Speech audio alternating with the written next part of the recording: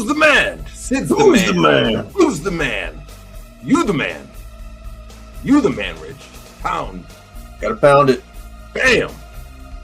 Psycho Sid, baby. He's going in the Hall of Fame. Congratulations to the great Sid. We'll talk about him later, though. Welcome to Wrestling with Reality. I'm the man, and I'm John Wangland, and he's the man, and he's Richie Sheridan. Welcome to Wrestling with Reality. Richie, how you doing, brother? I'm doing good, man. Today's a good day. It's hot as hell out here in Arizona. We're already rolling out here, but I'm happy. As always, this is the time of week that I'm shining and bright and happy, and we get to talk about the big guys of wrestling tonight, which is also a cool topic. You know, I think we've covered it once before, but not like this. And it's in honor of Sid Vicious. You know, we got a great goof of the week tonight. We got a few different things that you guys are gonna like, and as always, we'll finish off with Superhuman. So. Boy, he's been doing some silly shit lately, buddy. Yeah, no shit. He's been doing some good stuff lately. Well, let's check in to see how everybody's doing tonight. Let's see who's here. What's going on, Raymond? Great to see you tonight. Laza, greetings from Brisbane, Queensland, Australia. Great to see everybody tonight. St. John's, New Brunswick, Canada. Very nice. My thoughts and prayers are welcome. I'm only 40 this year, but already feeling old age. Well, cleaning from a heat inspection. My legs locked up. My legs are coming good now. It's still scary. Thoughts and prayers welcome. Absolutely, brother. Absolutely, dude. Praying for you. What's up, Derek? What is going on there, Mr. Jeremy? What's up, Jeremy? Missed you too, Raymond. Great to see you this week, brother. Derek's here, man. Been a while, buddy. What's going on, my friend? That's good, buddy. I know. I always see you're busy with your wonderful family and your beautiful family doing soccer all the time. I see on your Facebook. So his kids are kicking butt in soccer, man, and playing all around, awesome. Running them around. So congrats on that, Derek. Good to see you, buddy. Heck yeah, buddy. Oh, we got some good ones here we're going to talk about. Save them for later, Laza, for sure. Save them for later. What's up, Joey? What's up, y'all? Just got home from the Dayton NIT game. How was the game, dude? Was it good? Ricky's in the house. Ricky's in the house. I bet Ricky's a big Sid fan. Ricky, you a big Sid fan? I can feel Ricky. Probably. I got that vibe from him. Yeah, I think he's a Sid fan too. What about it, Ricky? What about you guys? You guys big Sid Vicious fans? Psycho Sid, whatever you want to call him, Sid Justice? Because we're going to talk about him and a bunch of other great big men later on tonight. That's going to be our headliner this evening. But what's been going on in your world this week, dude? Dude, my son's coming any day now. Like, legit any fucking day. If I have to leave the show early, I apologize. We're literally on red alert. So just letting y'all know, if I have to bail, I apologize. But I didn't want to miss the show tonight, so I'm definitely here right now. So she is ready to pop any second. So that's right. Probably next week we probably won't have one because, you know. Oh, no, we'll be good. No, we'll be here, brother. Well, if your wife's giving birth, man, and you're having if she's giving birth on Wednesday. Or right around there, you might want to take some time with her and the baby for a week or two. We all understand, brother. No, all right? No, we're good. We all you're gonna get a fucking dose of reality real soon, man. Yeah, for sure.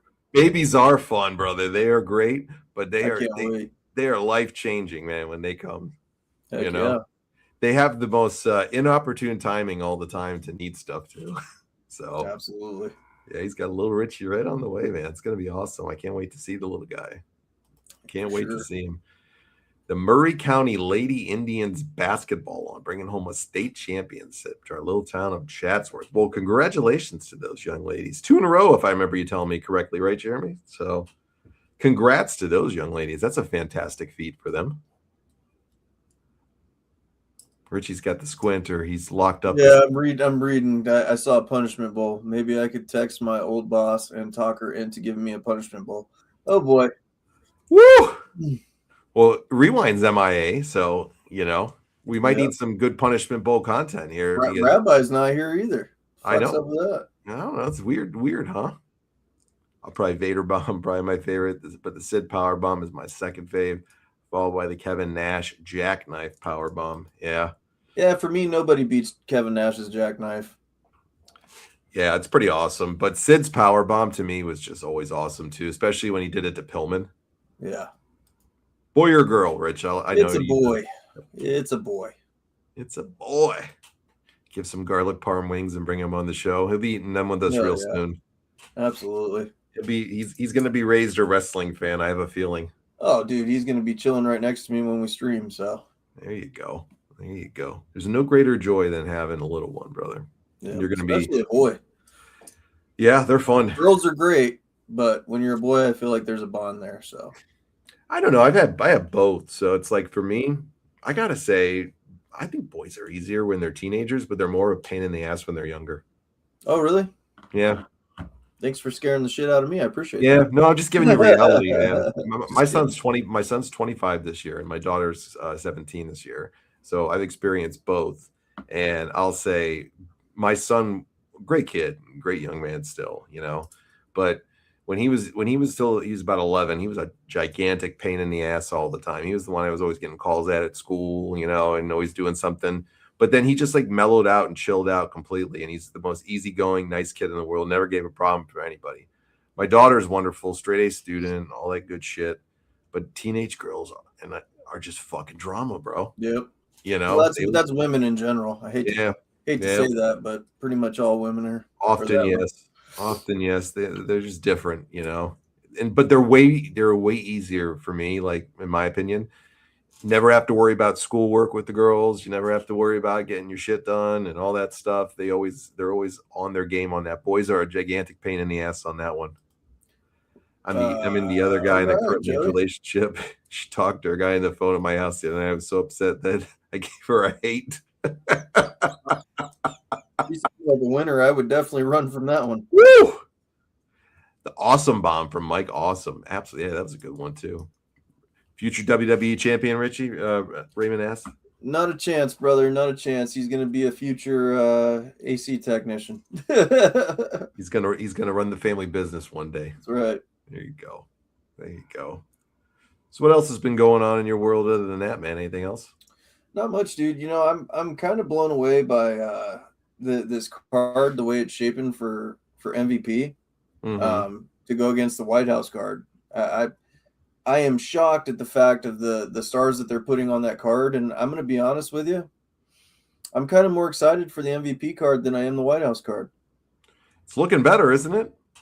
I really want I really want Ronda to get her ass beat, but I don't think I'm going to get lucky enough to see that. But no, I don't think you're going to be either.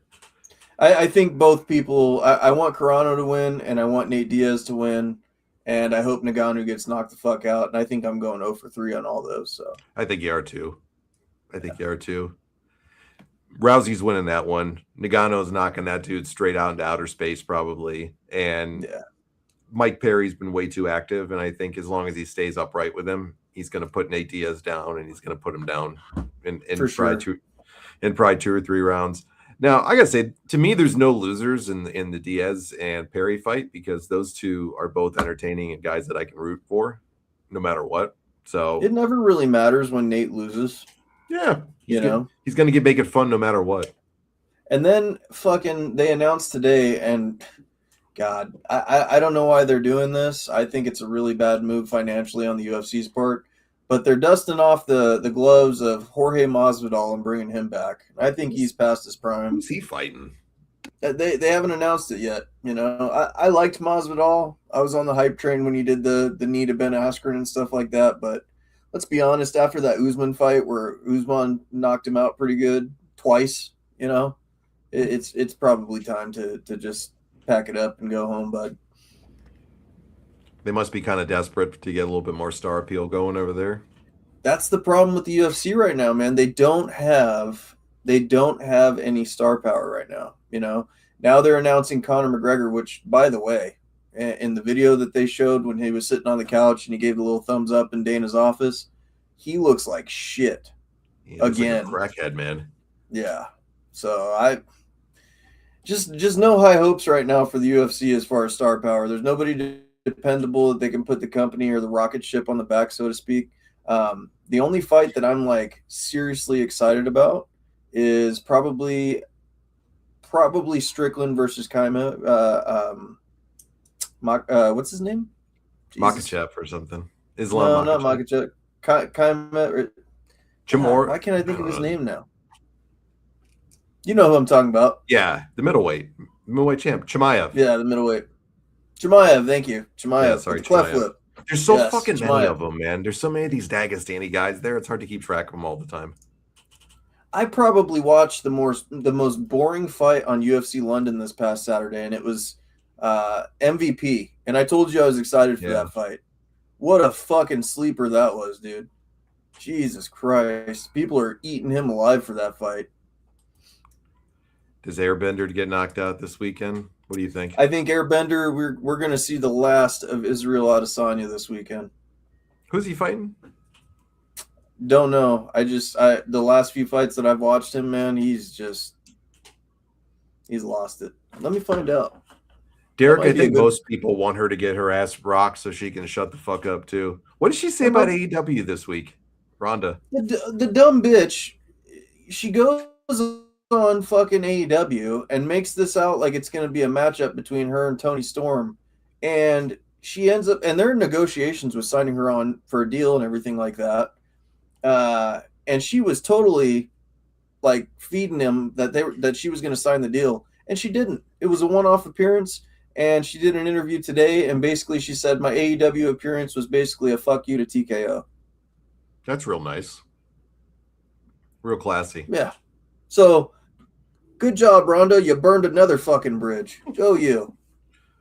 Yeah, and Tony Storm's out for the indefinite future, so she's out for.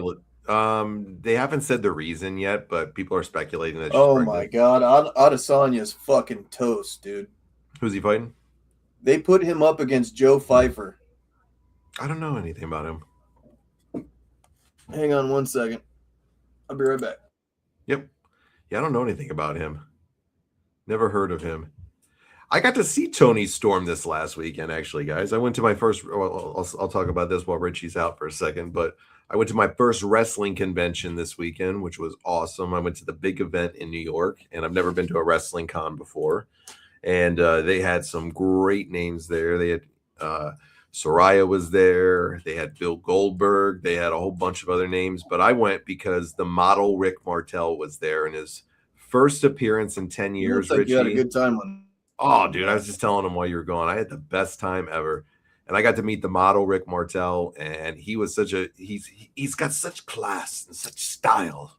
And we got back and did the photo op with him, and I gave the model promo to him in the back, and I go, look at you. I go, you have such class and style. Here. And then Richie, he cuts back his promo to me right in the thing because I made him laugh about doing his whole gimmick, and he goes, it's pure arrogance. Such a cool thing. The model was awesome. Nice. Met Tony Storm. Tony was a sweetheart, super nice too. Got to meet the man himself, Haku, just a gentle giant in his own. Haku was awesome. Got to meet Mark Marrow.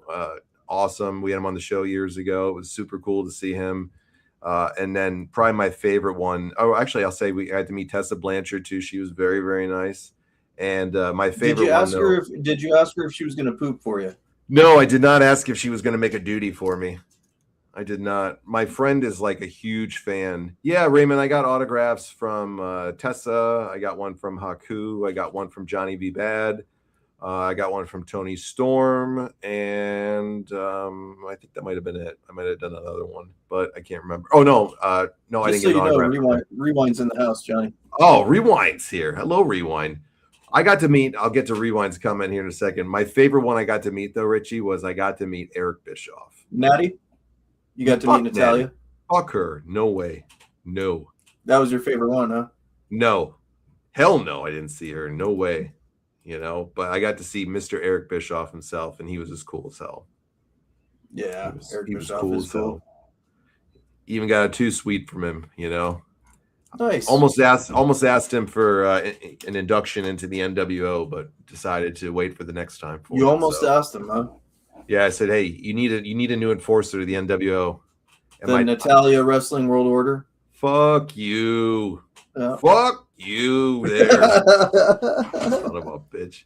The Natalia Wrestling Club organization. His name is Cum Drop, and if you think Perry's gonna knock out Diaz, you're fucking high as shit. If Perry wins it, it'll be from a decision, but Diaz is gonna take it. Ooh, I don't think so, Rewind. Man. I don't think so. Rewind. I You do think not. that Perry is going to lose to Diaz? Dude, okay. I'm going out on a limb here, and this doesn't. I think it's only happened probably once in his career.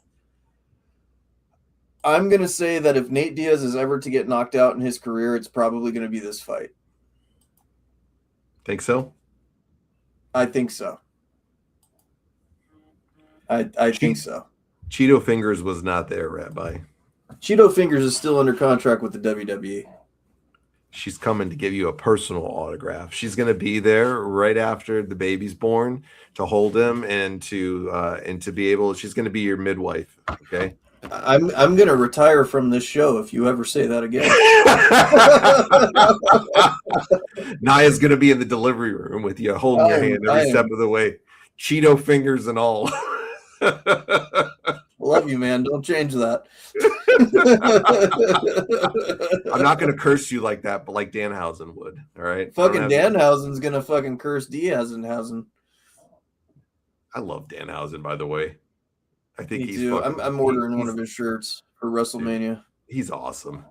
Diaz has been TKO'd twice, one from a head kick, but he was still on his feet. The other one was from Mazda off, but it was in New York. Well, Mazda, who the fuck is that? He's talking about, I think, Masvidal? Masvidal knocked him out, right? Masvidal didn't knock him out. No, he beat him by a doctor stoppage. Yeah, I don't know. I don't remember who knocked him out or anything like that. I know he's got a great chin and all, but he hasn't really been in the ring much over the last few years. Rewind. He's been boxing, and that's a different sport. That's yeah. I don't know, man. Well, you got to understand too that Mike Perry's been in bare knuckle, so it's kind of fair. They've both been boxing. They haven't really been playing in the MMA world. So Nick isn't really notorious for going for the takedown either, though. So yeah, she ain't ever touching any baby, or even coming close to it. Richie's got too big of a hatred for her. He coming and too big of an arsenal. That's not a threat, but I'm just saying. Naya needs to stay away. Richie ain't allowing that one. He got stopped twice. Once was in New York from the doctor stoppage, and the other one was from a head kick, but he was still on his feet. He was Dr. Stoley.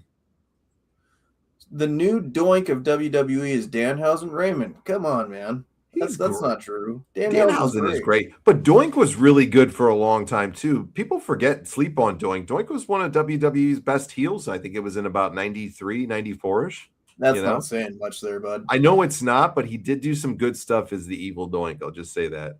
The evil Doink was good. Yeah, that's why I'm saying that when he turned that really evil dark side Doink, he became really good. He just was an undependable guy in real life. Matt Bourne was a psycho. The drugs got to him. Yeah. But he had a good purpose there for a good bit. I don't see Danhausen as a Doink, though. I think he's a funny comedy character. I think he's going to get a WrestleMania match, to be honest with you. Right. I think him and I don't know what they're going to do. I didn't watch the last week or two, but I think they might put him in a tag title match against R-Truth and Damian Priest, who are the new champs. I think they might tag him with The Miz or maybe Jelly Roll or something like that. I don't know. One or the other. Dude, rewind. I'm half tempted to offer you some money on this because I sincerely beg to differ, man. I don't think that Diaz. One, I don't think Diaz has the power. I think he has the volume to stop Mike Perry. Okay, let me ask you this. So if Diaz wins, I said this last week, and I know you weren't here. If Diaz wins, it'll be by submission. It won't be by TKO. It won't be any of that. How do you think Diaz gets it done? Because I'm going to be honest with you. I think Perry he's going to overpower him. Perry's a big dude. Diaz will have the reach on him, but Perry's punches, that's like putting Mike Tyson up against somebody who's fucking anorexic. Like, Mike Perry has some fucking meat on him, man. And they're doing it at 170 too, right? They're doing it at 170, and Nate Diaz is a small 170. So yeah, and it's pretty easy cut for Perry, I think, to 170, I would assume. Yep, take the reins for just a sec, bud. Sure, bro. Yeah, I don't think it's a big weight. I don't think it's a big weight cut in any way for Perry to get down there. And he's been so active in the bare knuckle scene. I mean, I think I don't think he's lost in bare knuckle fighting, if I recall correctly either. I mean, I know he lost that match to Logan Paul and all, but that was a whole different world getting in there with boxing and stuff. And I don't think he took a dive or anything. I just think it was a whole different world for him. But I don't know. Perry, to me, I think is going to put the stop on him. That's just my opinion. It'll be by submission or TKO. He's really good at clinching and pitter patter to wear you down. Yeah, good points on that too. Rewind though. And if he gets Perry on the ground, it's game set match for him at that point, because Diaz is so slick on the ground and has such great submissions. So it's definitely going to be something. I think if he can get him down and wants to go that route with him, I think he could definitely get him that way. But I think they keep it on the feet for this one. That's my opinion. There's no way. So what did Rewind say? He said it'll be by submission or TKO. He's really good at clinching and pitter patter to wear him down, which I do agree with. But like I said, I think they're going to stand on their feet, and I don't think he's going to take that one. And I'm going to be honest with you. I think that we're probably seeing one of the last fights in Nate Diaz as well. Mm-hmm. I don't think he's got much more left in the tank after this one. I really don't. So, well, how much more do you think he wants to do after he's going to make like $5-10 million off this thing? He probably doesn't need to work again for the rest of his life. They said he's taking home $10 million after everything.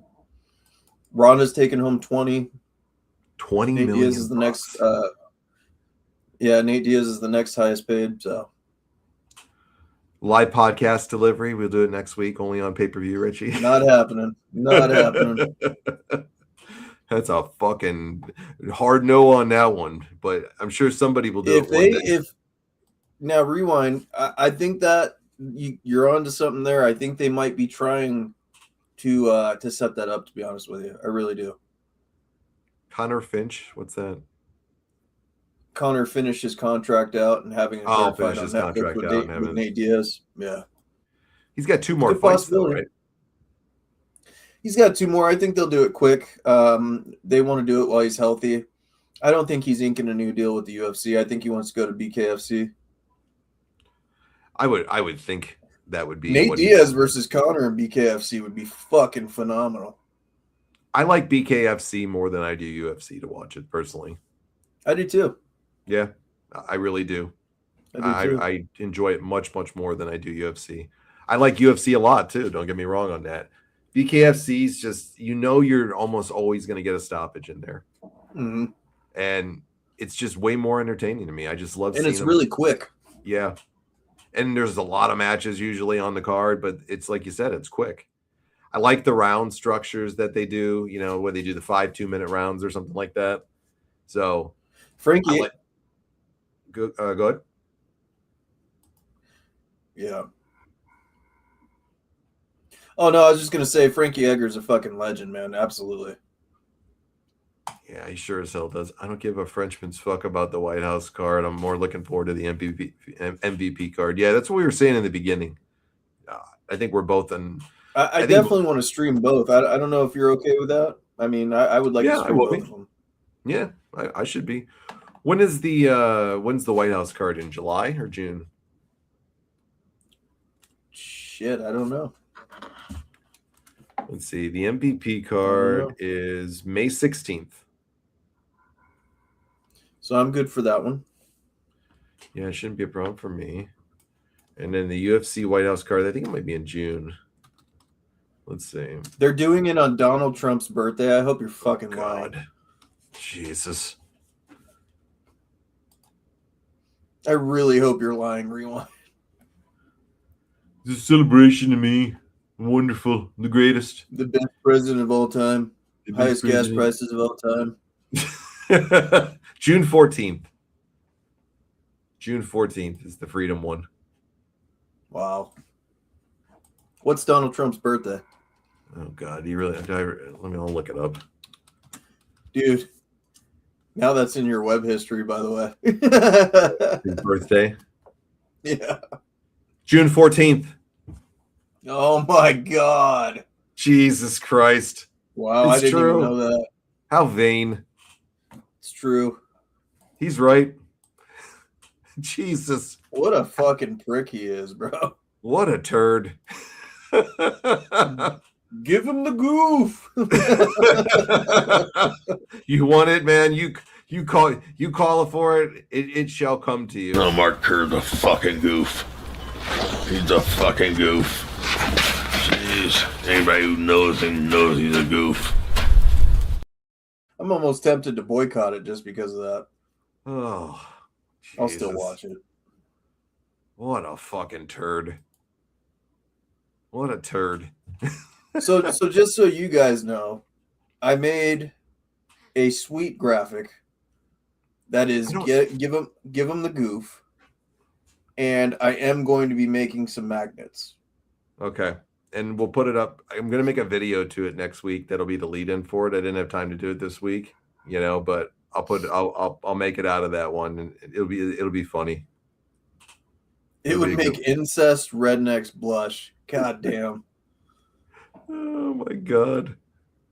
The crowd is going to be fucking lame. It's going to be a bunch of boring ass politicians. It's going to be the Epstein list. Yeah, it's going to be the Epstein list. What a way to stoke your ego by hosting a UFC card. Seriously. I have never seen some people turn so quickly on somebody as they have this guy over the last few weeks. He's a fucking douche, dude. It's just, man, you don't see many of the loud and fucking prouds talking about, and I know this isn't a politics show, and we're not going to talk about, we're just talking about the goof of the week here. So, but I've never seen somebody spit such fucking lies and horse shit out over and over and over again within a minute time frame of himself, and literally just lie, just bold-faced to everybody while we're getting our asses pummeled and paying $5 for a gallon of fucking gas right now. But let's put on the $60 fucking million UFC card to stroke my own ego on my birthday, so I get a big fucking celebration for myself. What a douchebag, bro! Straight up. What a d-bag, bro. Yeah, let's not focus on lowering energy costs. Let's fucking put the UFC on the front fucking lawn of the White House. Yeah, let's stick it up everybody's ass a little bit more. Oh, you used to pay $300 a month. Here you go. Here's your new bill. It's $800 a month, everybody. Yeah. Oh, boots on the ground. You got a raise this year? That's cool. Let me double gas prices real quick. That shit's gone. Car insurance rates, that's going up too. Yep. Fuck, are we making it great again? Hell yeah, brother. Fucking idiots. Are we great yet? Are we great yet? Maxine Waters is going to save us from all the ice agents at the airport. Yeah, right. Yeah, that's what we got going on now. People fucking ice agents helping TSA out and mugging them now. Swabbing your coffee to make sure there's no fucking bombs in it. You know? These fat pot-belly fucking pig officers coming up to you. These fucking turds that seriously fucking couldn't get a job in any other place other than this shit, man. They couldn't even be a security guard at fucking Kmart, you know what I mean? Wow. I can't believe it's on his birthday. Oh, now that I think about it, I can believe it. Yeah. What a gem, bro. What a gem. Dude, it wouldn't surprise me if Trump fucking replaced Jesus Christ on the cross and put his face on it, dude. Probably. It wouldn't surprise me one bit. Yeah, definitely. Just put a MAGA hat on Jesus Christ on a pendant or something. Just ride dirty. No auto insurance. Yeah, man. And then they'll slap a fine on you for about $5,000 on that one, Joey. You know? Hell yeah.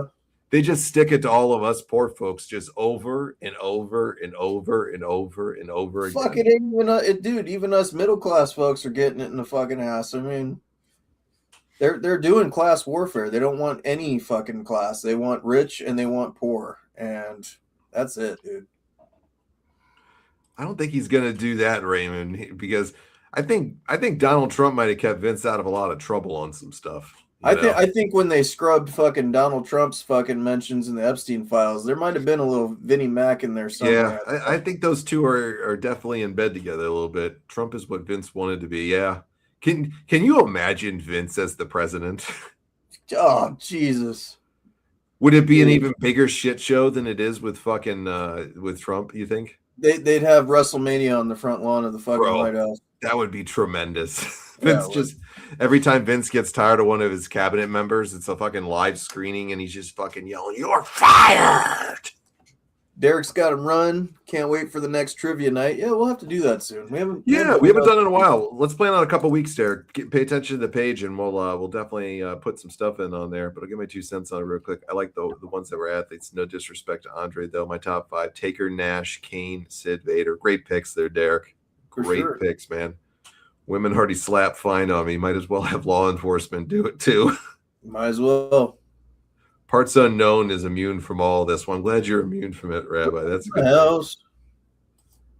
Trump and Vince start a promotion together. That would be entertaining for sure. Get the damn muffins. Rand is here. This is our fucking apocalyptic fucking reporter, you know?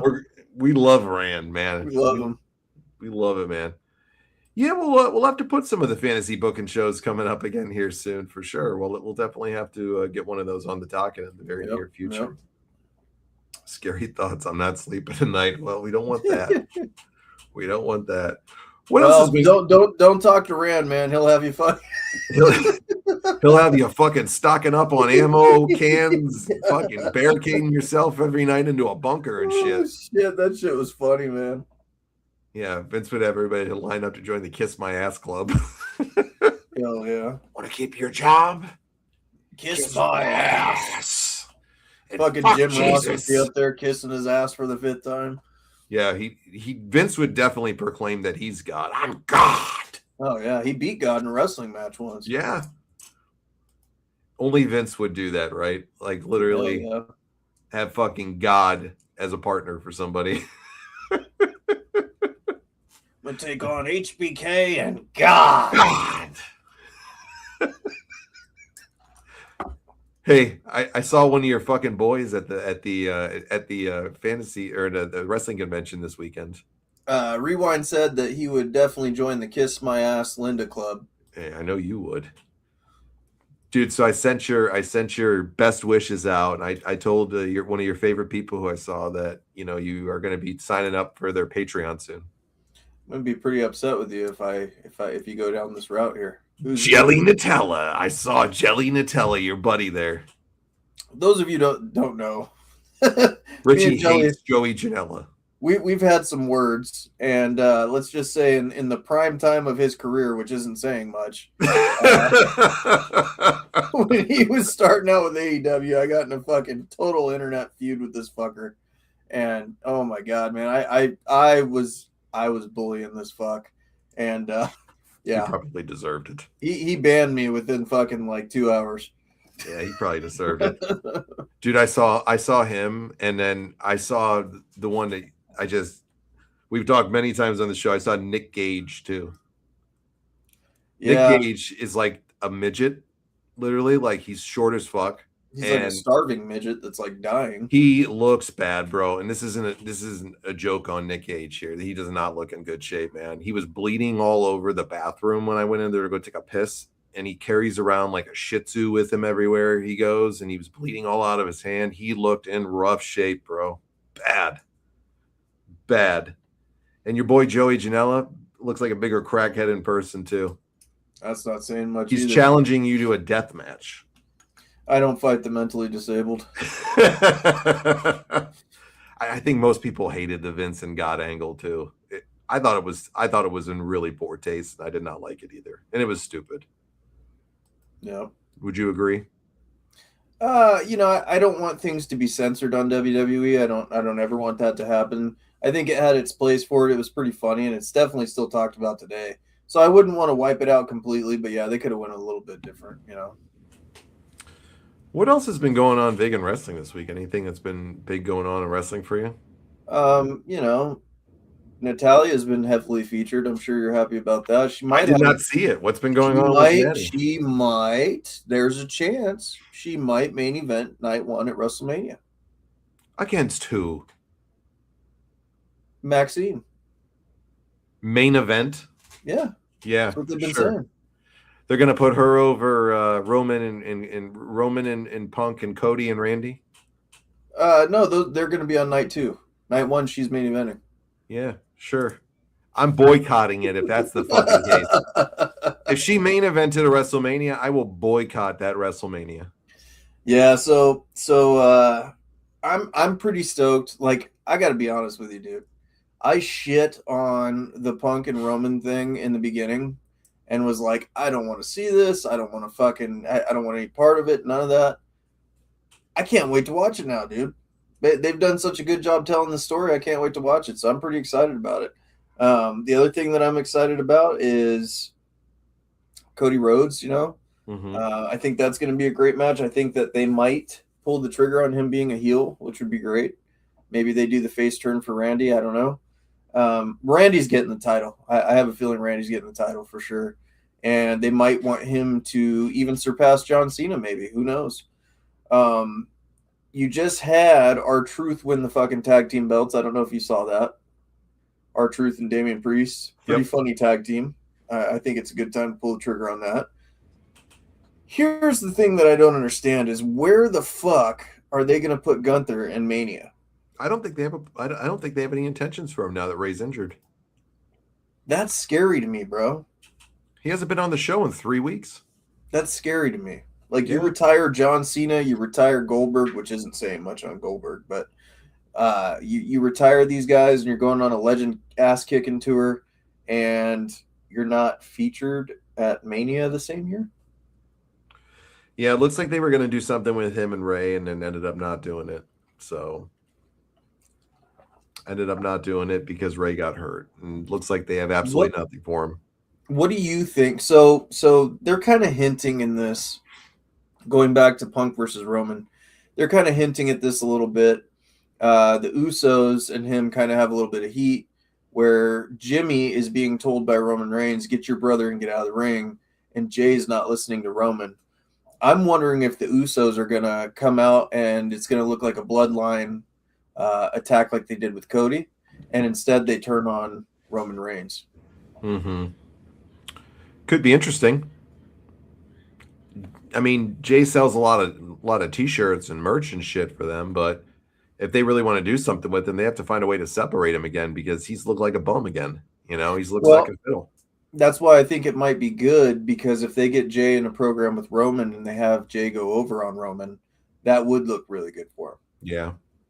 I see Punk winning it personally, the way they've done it so far from what I've seen. I see Punk winning it, and I could see something like that happening for sure. Yeah. I definitely do. Now, when we talk about Cody and Randy, though, I mean, I think Randy is going to be your best bet. I think he's going to be a lock to get it too. But are you excited for that match? Yeah, actually I am, to be honest with you. I would have liked to have seen it done next year instead of this year and give it a little bit more time to build up. I would have liked to have seen them kind of pair them up some way throughout the next year, maybe even have it kind of culminate with a big match for them together for like a Survivor Series War Games match. And then right after that, have Randy turn on him in some way. Sure. Build it then towards Mania, get a really big payout to it. But I think they're going to do a really good job with it. And I'm just worried about one thing with this thing where the guy who's Randy's talking to all the time. The rumor is they might bring back this fucking turd, and this guy is my goof of the fucking week, and he got a miracle, but hold on. No, Mark Kerr's a fucking goof. He's a fucking goof. Jeez. Anybody who knows him knows he's a goof. And they might pair Randy Orton up potentially again with Ted DiBiase Jr. They're kind of talking about it a little bit right now. Can you believe that shit now that he's been acquitted of those charges, which personally I think is a sham? He should be in prison for one thing. From the evidence that I read, and that's just my ridiculous. Opinion. And everybody else was guilty, but somehow this guy wasn't. Yeah. Ridiculous. Another person with money and celeb, status and all that, he gets away with murder. But regardless of that, if he shows up, he's going to ruin the storyline. I understand that it's part of the legacy, and the history and stuff, and I'm not for it. I want to see Cody go against Randy. I want to see Randy go fucking ape shit, and I want to see Cody get punted in the head. That's what I want to see. I would love to see it be Dustin, but it's never going to happen, Raymond. He's under contract with AEW, and he's an agent too. Yeah, and he's got his own school now, and he's under contract with AEW for a few more years or something. So and he's been pretty adamant he has no want to ever go back there. So yeah, he's been pretty vocal about that. I would love to see it, but I don't know. I really hope it's not DiBiase Jr. as the person that he's on the phone with. I really, really hope that's not it, and I hope they do something else with it. I'd rather see it be a Jericho. That's just me. something like that. sure. But and then you can set up after that, if you have Jericho cost, Cody the belt, Randy gets it, and Jericho and Cody then can have a good feud for a while, and Randy can do something different. Randy and Roman at SummerSlam, title versus title, could be interesting if they did that, for sure. I don't think they would, but Who's the other member of Legacy? It was that fat guy Manu. He's nowhere to be found now. He's working the indies, looking like a bloated blimp right now, Huh. Randy. He's never getting in there again. That was a one and done for him, basically. Yeah. I am so sick of the bloodline shit, though, guys. Like, I got to say that, though, Rand. Like, I don't know about you guys. What do you think? Are you sick of the bloodline as much as I am right now? I'm pretty sick of the bloodline, I'm tired of hearing about it, to be honest with you. The Rock kind of killed all that when he pulled the bullshit he did. Yeah, man, it's time to move on from this shit, I've been happy with the Usos being tag team champs again. I don't really like Jey Uso as a main eventer. I don't really see it. You know what I mean?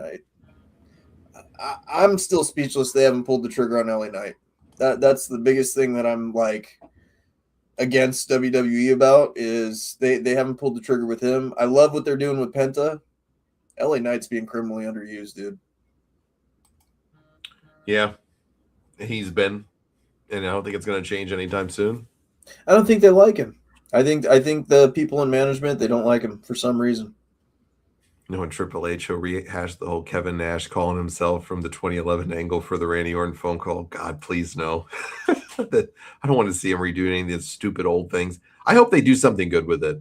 I really do. Tama Tonga versus Solo at WrestleMania. Yes. I'm not a Solo guy by any means, and Tama Tonga is. He got in trouble recently, I think, for showing the backstage auditions of them for the show, and he got, I guess, fined pretty heavily for it. So who's that? Tama Tonga? Yeah, he got busted for that, and he admitted it online, like I think the other day too, that he did. So he got a little fine and definitely got some punishment for that. For I don't know why he got the punishment bowl, huh? Pretty much. I don't know if it was the Rewind full-fledged punishment bowl, but he definitely got their version of it. Bloodline needs to drop the storyline. LA Knight needs to be pushed. I agree with both, for sure. What if the Bo Dallas, that guy, is the other end of the phone? They're not doing anything with Bo either. Uncle Howdy and the Wyatt Six thing is done. And it should be. Yeah, it's over. I mean, that initial opening of them killing everybody in the back of the locker room was the stupidest shit I've ever seen. That started it off the right way. Yeah, it was almost like the fucking spider, Dude, Gunther was dead. Chad Gable had bullet holes or some shit in his head, Like, and then magically everybody's okay the next week on television. Yeah, they're alive. It might be one of the dumbest things they've ever done. Probably. Yeah. It was one of the most promising returns that got fucking killed from the start as soon as it happened. Yep. It was just fucking snake bitten. Could have been so good. Yeah. Could have been, would have been, should have been, but for whatever reason it wasn't. Yeah, I had talked about a storyline I would have liked to see where basically the Fiend possessed Bo Dallas and stuff, and then he wore the mask and stuff, and he carried around that fucking head of Bray Wyatt, and it talked to him and stuff like that. I thought that would have been a really cool storyline to keep that shit going because, let's be honest, Bray Wyatt's character was twisted as fuck, and I think he would have been honored to have something like that happen. So that's always the what if to me too of wrestling. What if that they would have got behind it a little bit better at certain times and not booked it so shitty? And what if he would have been able to kind of come back and when he was, I know he was sick for a while, but if he would have been able to come back, and what would he have really done? Where would they have gone? Mm-hmm. It's always a big what if to me because I was such a big Bray Wyatt fan, like so many other people are. Man, what a great person and great wrestling mind that we lost at such an early age, and his family lost, and always the what ifs of what they could have done with that. Man, could have been really one of the greats on that. Worst segment, Vince's limo blowing up. Oh my God, that was bad. It was so bad. And the timing for it with the Benoit shit, dude. God. Yeah. Vince was never one with a really he didn't really care either about what he does on things. Vince sure. beats to the sound of his own drum, that's for sure. What else has like been going on in wrestling? You guys fill me in if there's any topics you want to talk about, because I haven't really been following too much of it the last week. There hasn't been much, man. There hasn't been much. They've been doing the same stuff on Raw and SmackDown and shit like that. So there hasn't really been much in wrestling. They're just building to Mania, and it's been kind of a slow, steady, boring build. Yeah. There's no real big pop behind this WrestleMania. There's no real sizzle to this yet to me at all. Roman and Punk. That's about it for me, is Roman and Punk. The Randy Orton Cody match I'm pretty excited for. But like you said, I think they could have done a lot better job with another year. Obafemi, kicked out of the F5 from Brock, which, by the way, Brock's new t-shirt's pretty fucking cool.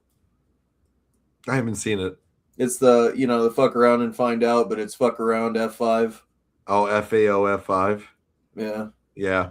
Okay, so they made a t-shirt for him on that? Yeah, it's FAF5. Okay. I like that. I did see the Oba segment this week though, because when I see Oba now, it's must watch for me. It's like they fucking listened to us. Hey. He got rid of the goofy ass fucking boogeyman armbands. Yeah. I'm glad. And I liked what they did this last week where, Brock almost gets him and Brock is pissed about it, is trying to downplay it, goes after him, goes for the F5. Oba escapes and just clotheslines the fuck out of him right out of the ring, and just the look at Brock's face, man, that's gonna be a fun one. I still think that Oba squashes him. Yeah, I think so too. I think you're right. I think Brock chose him for a reason.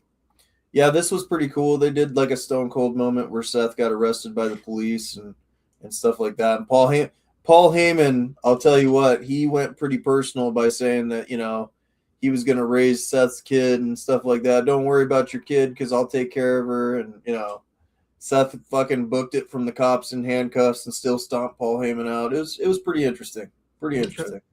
Yeah, Nickelback is doing the song for WrestleMania this year. All right. Didn't they torment us enough through the 2000s?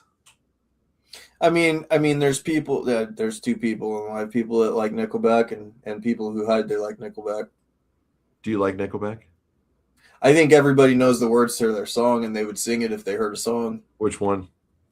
Any of them. Look at this photograph. Okay. Everybody knows that shit. I'm not an artist or a Rockstar. I know Rockstar. Yeah. Because we all just want to be big rock. Yeah. Yeah. Everybody knows it. Yeah. Nickelback was on the radio blitzing your fucking minds for just years upon end, and they would just play them to death. For sure. Nickelback should be AC/DC or Metallica. That's some big money right there. Did you see Metallica's going to play, have a residency at the Sphere? Looks like we're going back to Vegas, buddy. Yeah, that might be one we definitely got to do at the Sphere with them, bro. But I bet you those tickets are fucking pricey. Yeah, they ain't giving those away. No. That's pretty cool, though, that they're going to be doing a residency there. The Sphere is absolutely amazing looking from the distance that I saw it. I mean, I can't even imagine seeing something inside of it. Yep. My first job was at a roller rink when I was in high school. I used to go to work high all the time, and they would play that Rockstar song. Yeah. Yep. It was just Nickelback was just shoved down everybody's fucking throat. Hold on a minute. Tom Brady is getting involved in the Logan Paul match? He was trashing and saying things about wrestling and saying wrestling was fake and stuff like that. So looks like they're trying to do something with Tom Brady and getting him involved in some way. You think they get Jelly Roll involved? I think maybe Jelly Roll, but Tom Brady, I can't see him in a match for sure. Did you see that? Who was the other El Grande Americano? What about him? Who was the other one? Ludwig Kaiser and Pete and I heard that they're separating him from the WWE and put him just down in AAA. No, I think they're getting rid of him. Why? I don't know. That's what I was reading a news article before we went live, and they were saying they're getting rid of him. Really? That's interesting because they've really been playing that up down there in AAA, and the fans have seemed to take a liking to it. Right. Rabbi says no to Jelly Roll and Brady. Yeah, I'm with you on both of those. The lip sync wasted $120 for a Nickelback concert. Jeez, yeah. He doesn't have a good track performance. What's his name? Chad Kroger with Live. He gets sick a lot. Like that. Yeah. Saw Aerosmith and Youngblood the other night. All right, cool. He's got ownership with Las Vegas. He's gonna punch Logan Paul or something like that. Well, I could get behind him punching fucking Logan Paul. That would be kind of good. I could get behind that. What about you? Yeah, for sure. Jelly Roll has a hell of a choke slam. I'll give Jelly Roll this. I mean, I don't dislike Jelly Roll in any way. I'm not a fan of his music or anything, but he seems like a really, really nice guy, and he works really, really hard at what he does. And I think he's very passionate about it. So I respect the commitment that he puts into things.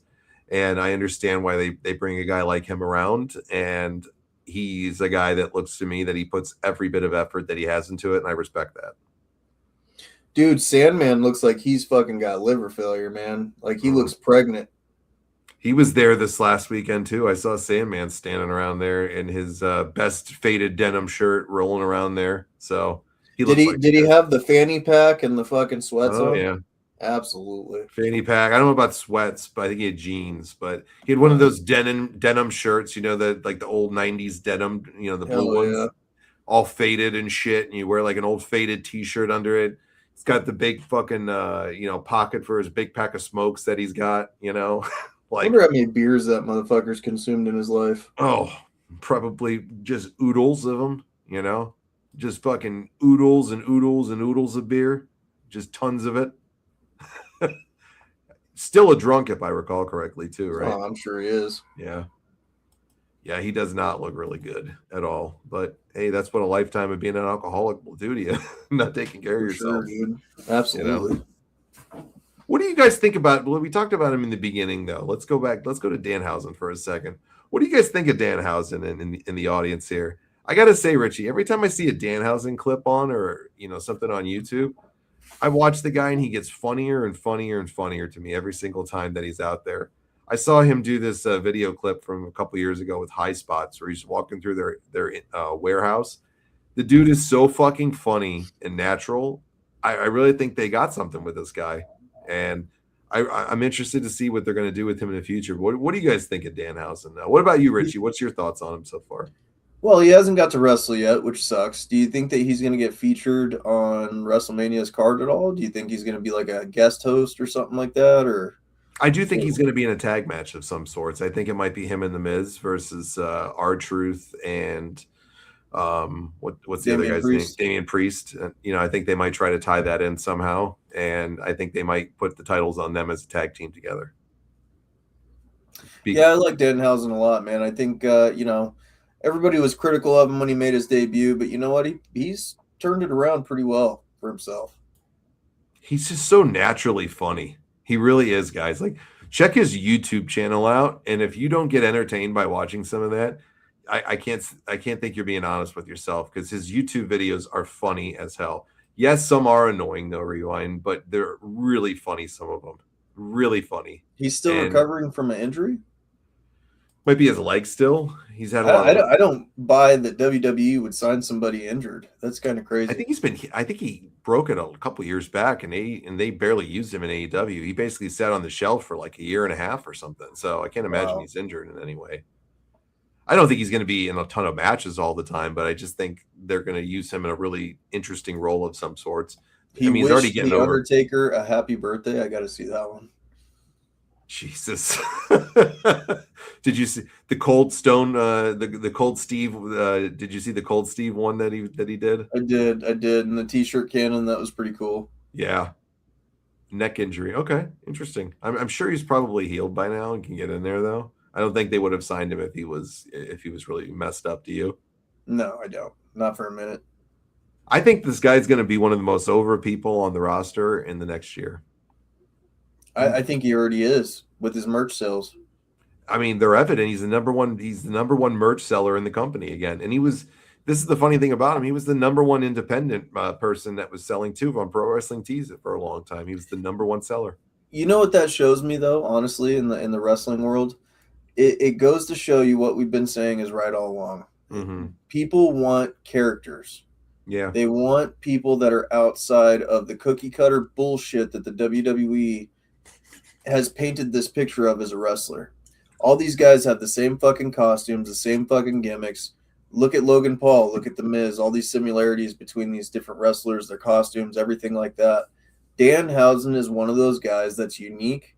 He's genuine.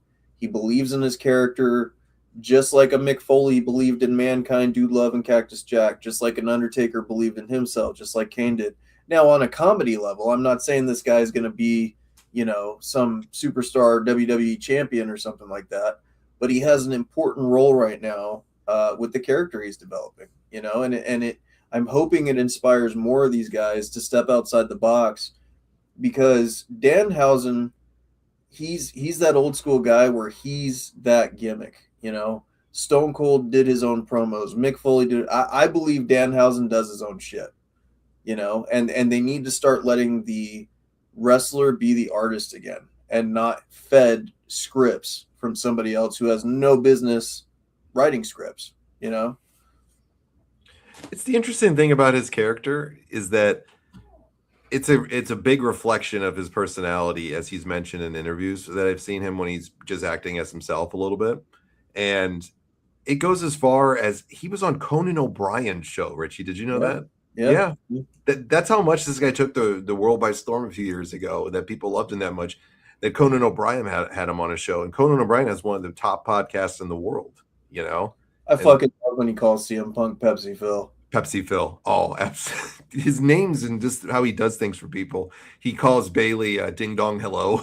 Ding Dong Hello. Yeah. Like I told you, there's this video of him walking through the fucking High Spots. High Spots, the merch company for wrestling and stuff. They do all the signings. And he's walking through the warehouse picking out stuff. Let me see if I can find the clip. Hold on. It's so fucking funny, the things that he does. Like, the guy is just so creative and interesting. My buddy Daniel's the one that kind of got me hooked on him. And JBL is Jibble. Yeah. What's the other name he calls the what is it? He calls the APA. There's another, the ass pounding agency or something like that. The ass pounding agency. Yeah. Yeah, it's called like the ass pounding agency. You got to watch this video. Hold on. I don't think we're going to get hit for this, so it'll be all right. If we do, I'll have to take it out. You'll love it. It's him going through the fucking Bella clones. The Bella clones, yeah. And I was in the here today at High Spots, but it's an extra PT Cruiser. But we have what the hell is this? Camera boy, what is this? Camera boy, what is this? Oh, yes. This is quite ridiculous. I love how he walks too. Watch him. Yes. Oh, look at how powerful Danhausen is. His hair is always fucked up too. I love See it. that? Magic. Yes, very powerful. Okay, let's do this wonderful beauty shot.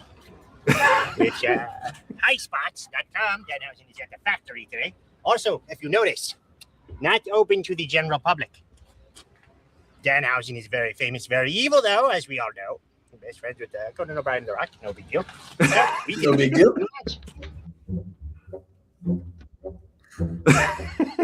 Oh man, is that a? Yep. Oh my Just god. watch. Hornshausen. Yes. Hornshausen. This is eggs, but it's a bear. Why do you have so many things of bears? I don't know. Where is Mojo? The Undertaker's gloves are in here. What the hell? Very good. We shall make Danhausen some pair of pants. East. Wonderful friend of Danhausen.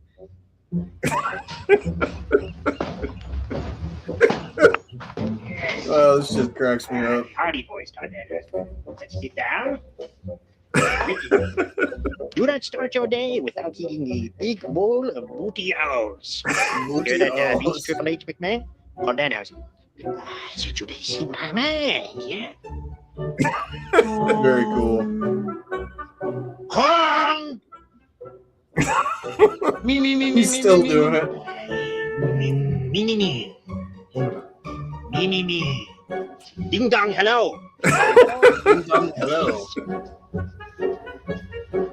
What the fuck? Danhausen's #1 spot from that magazine, which we'll curse. We'll not curse this one because Danhausen is a big fan of Renee Hausen. Very nice. Renee Hausen.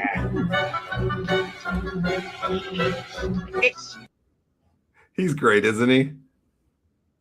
Dude, WWE better not fumble the bag with this guy.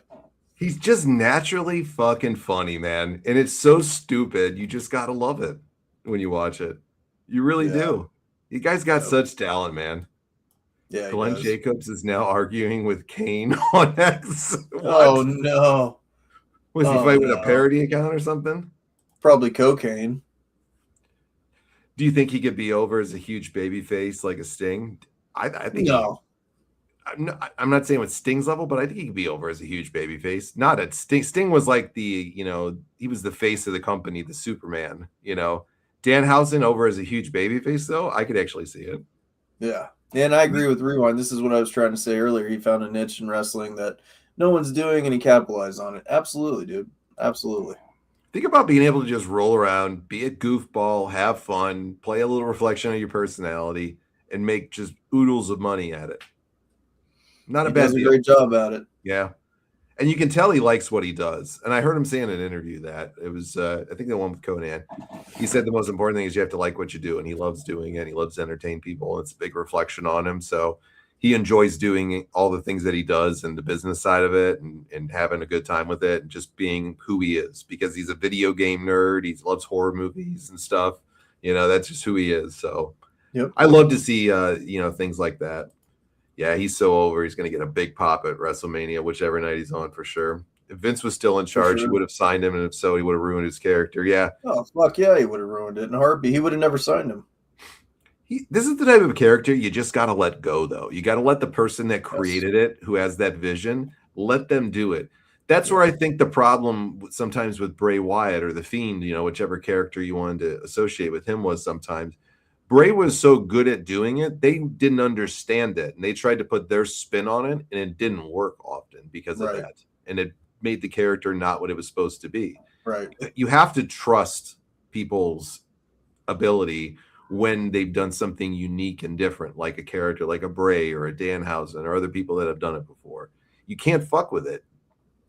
Yeah. Well, I want to know why WWE's formula all of a sudden changed from, the reason why Stone Cold got as over as he did is they gave him the mic. They let him be him and turn it up to a 10.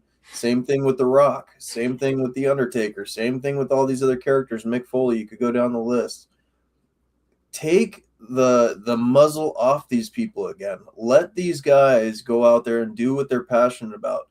Take your boot off their neck and quit controlling them so much creatively that they aren't themselves. They aren't their character. It's a 3D printed version of them, so to speak. It's a cheap knockoff, and that's the one thing I can say WWE needs to do is they need to let them off the leash and do their own thing, and you'll see great things come of it for sure. Yeah, and the people that you can give the mic to, and you can let them be themselves, and that they can create that. Not everybody has that skill, but you have to give people the ability to try it too, because that's the best stuff that's worked was when you allowed people to be what they wanted to be for their character, and you gave them free reign. I'll give you a prime example: Rocky Maivia. Yeah, sucked. Blue chip prospect, awful. Yeah, they chanted "Die, Rocky, die." The second you gave that man a microphone and said, "Okay, go out there and just be you," he's one of the biggest stars in fucking Hollywood and in the world right now. Yep. Absolutely, man. You got to give people the reins sometimes to go do it. Yep. Pepsi Phil is a great example too. When he had a very flat run at parts in his WWE career in the early part. When you started letting him go off and start really kind of reflecting his personality, is when Phil really became the big star for them and really turned his career to that next level. I agree with Chelsea Green too. When she's out there, I know she's hurt now. You let her personality come out, the goofiness of her, the funness of her character. Chelsea Green is killing it because of that, because they're allowing her to do it. And I think Michael Hayes, with that comment that he made about her on WWE, whatever it is, Uncovered or whatever. And I think that was horseshit what he made about Chelsea, that she's not a main eventer. I think she is a main eventer for sure. Absolutely. John Housen and Richie Housen. I have right behind me an autographed, personalized one from Danhausen, Richie. Yeah, you sent me a picture of it. That I'm pretty jealous. I definitely don't have one of those. I need to get one. But I do think for Mania weekend, we both should get a Danhausen shirt and be John Housen and Richie Housen for the stream. I'll do it. I'll order one up. I'm down. I'll rock me out a little Danhausen shirt. Yep. Very nice, but he's very evil, Rich. He's very, very evil. Road Dogg's not on creative anymore. Yep, he's gone. So, but he's enjoying his life after, it seems. He was at that convention that I was at this weekend too. He was there, and he's doing a lot of indie appearances. So I don't think Road Dogg's going to have any problem getting any bookings or anything. I saw him get in the ring recently after that event. I didn't see him get in the ring, like to wrestle. Yeah. Really? Where? Yeah, I watched it. It was right after your big event that he went to a indie show and he got in the ring, did the shake, rattle, and roll, the jabs, everything. Interesting. I didn't see that. Hitting somebody. I did not see that. They did have the House of Glory wrestling show, which is owned by Amazing Red. They had it there that night. I did not stay for that, but they did have it there that night. So maybe he did do it that night afterwards or something. But yeah. He's got himself booked up a lot because I've seen, I get all this stuff online, because I love to check out those things and all the virtuals that they do. This guy's booked solid everywhere. I don't think he's going to have any problem probably making more money with less stress than what he had going on at WWE. That's for sure. Uh-oh. I got something lined up for the main event tonight, so stay tuned. All right, Let's do it. Why don't we take a break? Let's take about maybe like 5-10 minute break, guys. When we come back, the main topic tonight we're going to talk about and bring this topic out there is going to be the best big men of all time.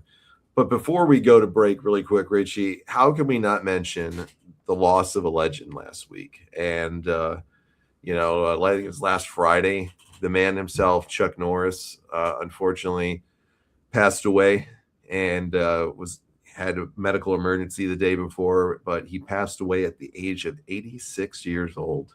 Wow. I beg to differ. I don't think he died. I think he leveled up. Yeah, he's resting and stuff until he wants to come back. He's punishing death. I love Chuck Norris. What about you? Ah, man, such a heartbreaking thing, man. Walker Texas Ranger always came on before Raw, and I'd always watch it before Raw and stuff like that. And God, what a fucking guy. Just great at mental health, great at physical health, everything. Chuck Norris was a bad motherfucker, and there won't be another one like him.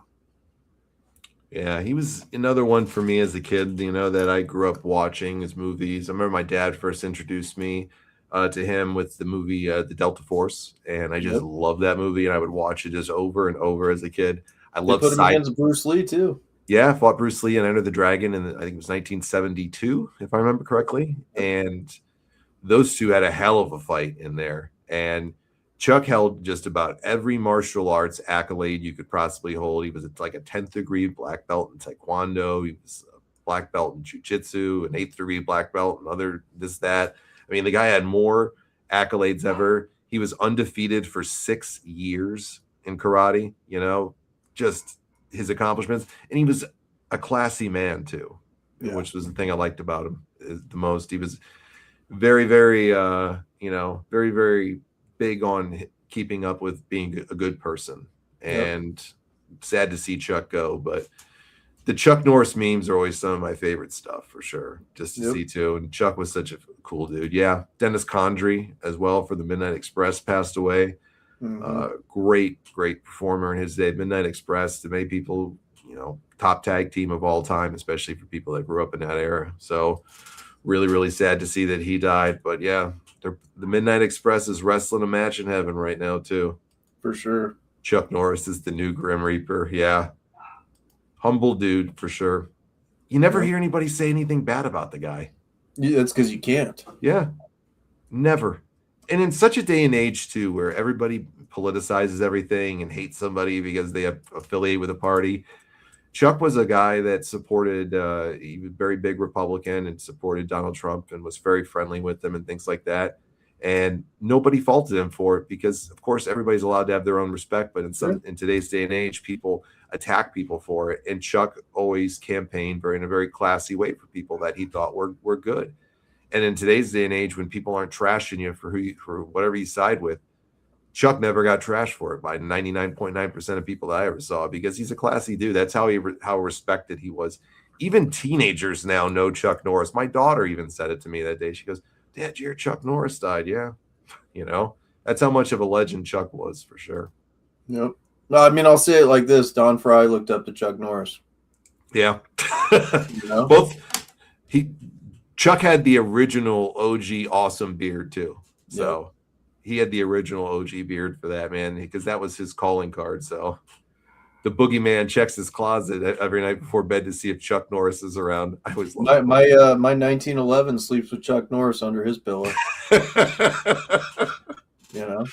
Oh, rest in peace to Dennis Condrey. Rest in peace to Chuck Norris, man. Two great performers, and when both of what they did, and now they're up with the good Lord, I'm sure. And for sure, more legends of our youths, and for many of us, on what we grew up on in some way, whether it's wrestling or sports or movies, we lose our idols every day, right? Yep. It's a sad thing, but it's the inevitable nature of life. But with that note, let's go to break. Let's have a quick 5-10 minute break. When we come back, we're going to talk about the greatest big men in wrestling history. So we'll see you guys in about 5 to 10.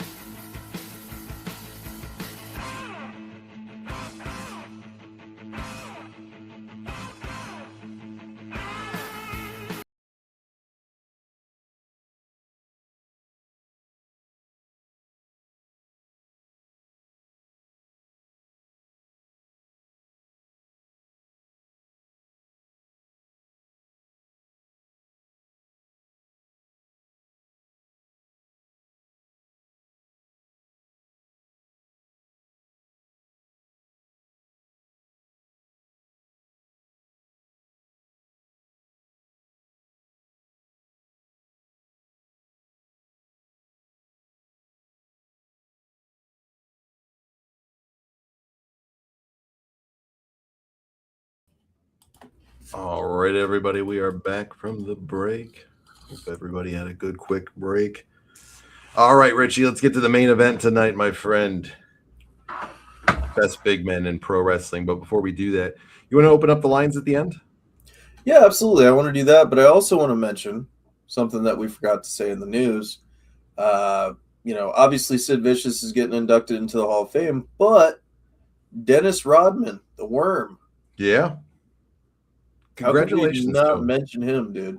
Yeah, congratulations to Dennis Rodman, man. What a great character he was in WCW, that's for sure. How did you feel about his NWO run? I thought it was fun. I thought it was fun too. I thought it came at a perfect time. A lot of people compared him to Travis Scott's run, and I think that's really not a good look. Dennis Rodman took the bull by the horns, so to speak, and he ran with it, man. And it was at a time when he was doing, movies in Hollywood. He was in the prime of his career with the Bulls and stuff like that. And it really helped out launch DDP's career with Karl Malone and Dennis Rodman involved in the match. He brought a huge amount of credibility to him. He was a huge, mainstream guy on the news all the time when he was playing his outlandish ways. He was a big signing for WCW to have. People. I don't think people realize how big of a star Dennis Rodman was in the 90s. Yeah, he's just huge and very well deserved to go in. And he was the type of guy, he seemed like kind of a natural in the ring, for the most part. I'm not saying he was a great mat technician or anything, but every time he was in the ring, it wasn't that bad. They scripted it right for him. And sure. I thought they did good for him. I'm glad to see Rodzilla go in. I think it's well deserved. I think so too. Well deserved for that wing. Yep. But we'll open up the lines at the end. I know a couple people mentioned to me that they like just shooting the shit sometimes and talking about anything, not just wrestling stuff. I know Jeremy had mentioned it to me last night, wanted to pose a question to people, just some casual topics to talk about. So we'll open up the lines for a few minutes at the end, and we'll talk about whatever you want. So shoot away to any questions that you got, whether it's wrestling, personal, whatever. We can shoot the shit if you want at the end. I'll put the link out in the chat right now. But let's get first to the greatest big men of all time. Richie, give me one of your first ones that you got. Well, the first one for me is somebody who got me into wrestling with his tag team partner. I mean, these two guys were always the coolest motherfuckers in the room. Also part of the NWO, I got to go with Kevin Nash, man. One of the greatest big men to ever do it. One of the coolest guys to ever do it. God, you could say a lot about the NWO and it going the wrong way and stuff with the Wolfpack and everything like that. But one thing you got to say is just how great of a wrestler Kevin Nash was, how great of a big guy he was. He was looked at as like the enforcer of the NWO. He tied everything together and he gave you that feel of you were a part of something. And he had his finger on the pulse at the time of the hip hop and all that kind of stuff, and he incorporated all that into his gimmick. His life coming from Detroit and stuff like that. Kevin Nash is just a bad motherfucker and one of my favorite wrestlers of all time. So definitely got to put Big Sexy in that. Glad you picked him. He would have been on mine anyways later on for sure. He was a hell of a performer. I'm not saying he was the greatest in-ring technician of all time or any of that shit either, but he was just the definition of cool with him and Scott Hall together at the NWO. Big Daddy Cool. Yep. He was the definition of it, like both of them were. Yep. They just oozed cool. And I find him to be an extremely intelligent guy when you listen to him and talk about life. Just awesome. Love. What do you say? Did he fucking... I think everybody in the locker room would say Virgil's the biggest big guy. Jesus Christ. Jeez. He's the gift that keeps on giving, brother. Oh my God. Jesus. The meat stick or the breadstick mafia. Yeah. Great pick though with Big Daddy Cool, man. Kevin Nash. Awesome pick. And loved his jackknife power bomb, and the guy was just awesome. And one of the great big men of all time for sure. Jeremy's going with Stan Hansen. Boy, that's a great pick with that. That a lot of people. Great pick. Holy shit. That's out of left field too. Yeah, I mean, just a legend in New Japan Wrestling and a legend in the United States too. Legit badass. Tough as a son. One of the toughest son of a bitches. Yeah, bad mustache too, dude. Damn right he did. And he was blind as a bat, and they would say about him, he'd nail you and he'd potato you with one of those fucking clotheslines that he gave people. And He didn't mean it. He just couldn't see. And he was huge in Japan, too. Huge in Japan. So good pick with Stan Hansen. Another big man you got to mention when you talk about the Stan Hansens of the world, I can't forget Bruiser Brody, okay, is one of the biggest. That's a badass, phenomenal pick there. Dude was feared everywhere he went. Feared. And he was just a wild man in the ring, and pretty much from what it sounded like, he was kind of a wild man on the outside of the ring in his own way. And people did not fuck with Bruiser Brody. And he was a big son of a bitch, too. He was close to 7 feet tall, if I remember correctly. And just a total fucking badass for him was Bruiser Brody. So that would be one that I'd probably go with looking at the Stan Hansens. Let's see what we got out here. Laza says, Mick Foley's is my favorite big man, could work all styles. I wouldn't really put Mick as a big man, would you? It's heavyweight. No. But he's not he was a heavyweight, but yeah, we're talking, the giants of the world and stuff like that. Like, but my next pick I got to go with, man, is the Big Show, and I'll tell you why. I don't think he gets enough love for what he's done and how long that he's done it for. Let's be honest, man. Big guys like the Big Show, they don't go long in the wrestling world, especially if their health doesn't allow it. He also had a very similar disease to the Andre the Giant. That's how he got so big. And so, for me personally, the length of his career, how long he did it and how long he was heavily featured into the product, both in WCW and WWE, you got to give it to the Big Show, man. I mean, and he was able to do comedic gimmicks. He was able to do serious gimmicks. And he was a big goddamn baby, You big damn baby. So Big Show, I don't think Big Show gets enough flowers for the impact he's made in the wrestling world. And he has been around a long time now. He's been over 30 years that he's been around. And at the top of the game. He never really was featured at like the opening card or anything like that. He was always heavily featured, from bursting on the scene in the WCW when they gave him the title against Hulk Hogan, which didn't happen, by the way. Hulk Hogan didn't just lay down for anybody. So that just tells you what he saw in the Big Show. And he was right. All these years later, Big Show definitely drew a lot of money, was definitely a huge star and great success in the WWE later on when he left. So it's a great pick right here from Laza. Mike Awesome. I really like Awesome. This one. I loved Mike Awesome, man. He was great. I did in ECW. I know it was cheesy, the stuff he did in WCW, but he tried to make it work as best he could. And I thought the Fat Chick Thriller in the 70s guy, the way he did it, as corny as and awful as it was what they wrote for him, he tried to make it work. But as a big man and that big bruiser that it was for ECW, man, he's probably got to be the toughest big man in the history of ECW, in my opinion. There's something to be said there. Who would you pick above him in ECW? Bam Bam Bigelow. I like Bam Bam too. Somebody mentioned him as well. Jeremy did, but I don't know. Mike to me, I think was more dominant in ECW than Bam Bam was down there as a big man, in my opinion. But Bam Bam would kind of go in and out, but he was a badass too, for sure. I mean, anybody that tattoos flames on their fucking head like that, Jesus, is a tough son of a. And he was, like Jeremy said, athletic as hell. Yeah, the Tanaka matches were awesome matches. We watched it a bunch of times here on the show. Mm-hmm. That last match they had at the ECW One Night Stand pay-per-view under the WWE umbrella, boy, that was a brutal fucking match, wasn't it? Oh, absolutely, dude. Big Stevie Cool, Big Steve Richards. I like Stevie Richards, but you gotta go with Hardcore Holly, the goat of the big men. Oh God. Crash Holly's the go to the big man. Yeah, he'd bring the scale out. Yeah, he'd bring the scale out. Okay, I got a question real quick, and I know we're talking about big men, but bringing up Crash Holly, how did he die? I think drugs. I think it was drugs. What, he wasn't murdered? No. Because I could have swore this has got to be like a Mandela effect or something like that. I could have swore Crash Holly was like murdered, or he went missing and they couldn't find him, and then he turned up dead. I was talking about this the other day, and we couldn't figure out how he died. They said it was like a mystery when we Googled it. Let's see what it says.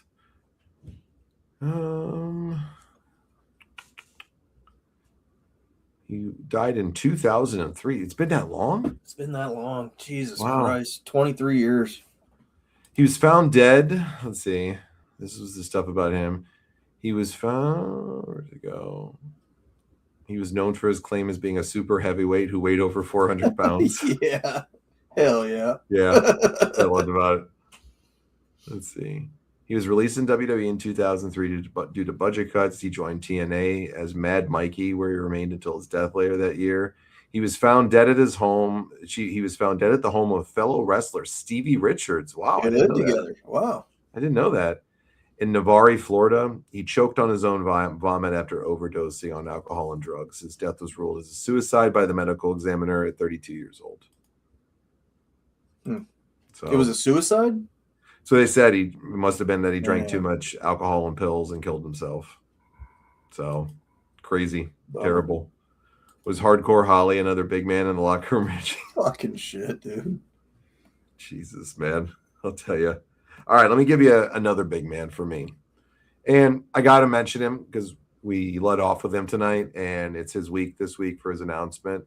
Always was a guilty pleasure of mine, no matter what he did. I know he wasn't the best worker in the ring, and he wasn't the best fucking stick man of all time either, but boy, he had a great look. Boy, he was believable. Won titles everywhere he went, all across the world. The guy had the ability to just bounce from promotion to promotion. They'd always take him back, always a main eventer. Tragic accident at the end of his career in WCW, but he's going in the Hall of Fame finally, and that's the big man, the man, Sid Vicious, Psycho Sid, Sid Justice, whatever you want to call him. I mean, when I think of big men, I saw Sid the first time as a little kid in WCW when he was teaming with The Undertaker, I think it was, or Dan Spivey. No, Dan Spivey, I think it was, that he teamed with. They were called like the Skyscrapers or something like that. And you could just see it right there from him. You know, you could just see that he had some just tremendous potential right there. And then his run in, WCW with the Horsemen, winning the title, WWE, going back to WCW, going back to WWE, going back to WCW. He always won everywhere he went. Was always believable, but my favorite part of his career was the start of Psycho Sid, for sure. Absolutely. Turning on Shawn Michaels, just tremendous stuff. Yep. Super happy he's going to the Hall of Fame. It's way too fucking late. I wish he would have did it when he was alive, Yeah, that's what I'm saying right there. Just should have had it when he was on. What is with them? What is with them? And just they've snubbed China for as long as they have. Yeah, they put her in with DX, but she's not in there by herself. They've done this with Sid Vicious. Bray Wyatt, for whatever reason, has not been inducted yet. I don't fucking understand that. You put in AJ Styles, but you don't put in fucking Bray Wyatt. I don't get it. I don't understand that at all. He's not in the Hall of Fame yet? Bray Wyatt? No. Yeah. I thought he went in the other year. Or was that his dad that went in with his dad went in. Okay, gotcha. Yeah, no, he's not in yet. That's crazy. Yeah. I don't know. I don't understand what it is with them and waiting so long to put some of these deserving people in, and it's like right after they die, within a year or two, they put them in. It just doesn't make sense to me. It's like, why would you not put them in? Conscience. Yeah, and it's silly. There's no reason Sid shouldn't have been in there a million times, already over, especially some of the people. Even Vader, they waited till Vader died to put him in too. Well, my next guy that I got to bring up should be in the Hall of Fame, and that's WCW's The Roadblock. Oh, what a guy. What a guy. What a finisher he had too. The NWO would have never happened without The Roadblock. From what I hear, it was his idea. El Dandy would have never got signed if it wasn't for Roadblock. Hardworking and twerking himself, Bobby Walker, his mentor, was hardworking and twerking. So Roadblock, what a character. I mean, the guy came out with probably the best of the big men in WCW. That he created the name where the big boys play. Yeah, I did. Shit, you're right. I did not know this about him. Yep. He owns all the royalties for the road signs that are out there on the roads right now. So if you're riding by your states, he was such a good man that he laid down for the great Bill Goldberg. Yep. What a guy. Could have snapped him in two like that. Yeah. What a jam up guy he was. Could have put a roadblock in Goldberg's career. He's still around too, because I saw him recently on a signing last year, whatever it was. That had to be the fucking loneliest stable in Like, pro wrestling history. And I'll say this too. I actually think he follows the page here. I think he follows the page, if I remember correctly, too. God bless him. Yeah. So if Roadblock ever watches this, we're big fans. We're your big fans, brother. Van Hammer, what a turd he was. Dude. What a turd. Okay, I got one. All right. Brian Adams. Great one. Yeah, great pick. Brian Always Clark. Yep. Loved Chronic as a tag team. Those two were badasses together, weren't they? Dude, okay, so is this also Mandela? They were in WWE at one point, right? Who's that? Chronic. Yeah, they were in right after at the end of it. When it ended. Why didn't they keep them? They said they were awful in the ring and they wanted to send them down the developmental to work for a while to get their ring rust off together as a team after that match against the Brothers of Destruction that they had at the Invasion show or whatever. And they ended up told them they wanted them both go down to developmental, and they both said "fuck you," basically. And that's crazy because they were great. They were. I don't remember the match being that bad when they had it or anything like that. I don't remember it being like awful, but I mean, those guys had been in the business for a really long time and probably thought it was a huge insult to do it. And sometimes you let your ego get the best of you. I don't think they were that bad in the match. I can't remember being that bad. Let's be honest. That's, on paper, yeah, it sounds really cool, but that's a pretty stiff fucking match to put those guys into. Like, you're not going to get a 5-star jerk-off session with the Chronic and fucking Dead the Brothers of Destruction. Yeah, Brothers of Destruction. Yeah. And it's not saying that Taker and Kane are bad workers by any means, but you're not getting your Okada and Omega fucking jerk off classic, in that one. No. And Chronic's gimmick was coming in and just brutalizing people and beating the shit out of them and just taking them out. They reminded me of like the WCW version of the Acolytes or the APA. Yeah, they were kind of like their version of them at that time. One Man Gang is fucking a great pick and underrated. Yeah, he was over pretty big, He was a solid upper mid Carter for good parts of his career. Great entrance song too. What did he come out to? Don't remember. Just kidding with you. I love the thing he would do. He'd go, yeah, like that. One Man Gang's a good pick though. Yeah. Jeremy mentioned up above, or Rand said the Wall. Okay, Wall was okay. Wall. But Jeremy mentioned Yokozuna. How could you forget Yokozuna, bro? Yep. What a gimmick that was. And legendary. Yeah. It's sad that, he couldn't get his health in order because I think he could have had a way longer run than he did. Fucking Big Van Vader. Ray Lloyd. Fuck you, Ray. Fuck you, Ray. Vader, absolutely. I mean, Vader WCW New Japan was just he was a killer. Yeah. That remember that helmet he'd come out with? The coolest fucking entrance prop awesome. Of the 90s. Fucking awesome, wasn't it? Yes. Oh, I loved it. I wonder, like they say how much Glacier's fucking entrance cost. I wonder how much that fucking helmet cost, dude. He had told the stories too. He hated that helmet because he had to carry it around with him everywhere. It was worth like, I don't know, he said like $50,000 to $75,000 or some shit. That much back then? Yeah, it was something you huge. Could have bought a house with that. Yeah, it was something huge like that number you mentioned that it was worth. And they would make him carry it around with them all the time for the gimmick, and he said he just fucking hated it. I mean, well, rewind. That was actually going to be one of my top ones. Was Kane. I was waiting. Go part for of it. Part of the greatest wrestling story ever told. The Undertaker and Kane exploded on the scene. Everybody thought that he was going to be a fucking goof in a cape, and that's another example of a artist in wrestling taking the gimmick, taking the bull by the horns, and literally recreating his vision of it and making it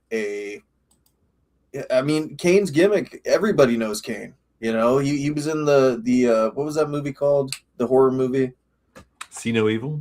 See No Evil. He was in See No Evil movie. He was, Kane was actually a scary character, and his mask got so cool over time. His first one was okay, but those ones in the end where he'd come out with that big black fucking mask over his red mask, just looked badass, or when he'd come out with the towel over his head, even when he demasked. The only Kane that I didn't like was Corporate Kane, or Yeah. not Corporate Kane.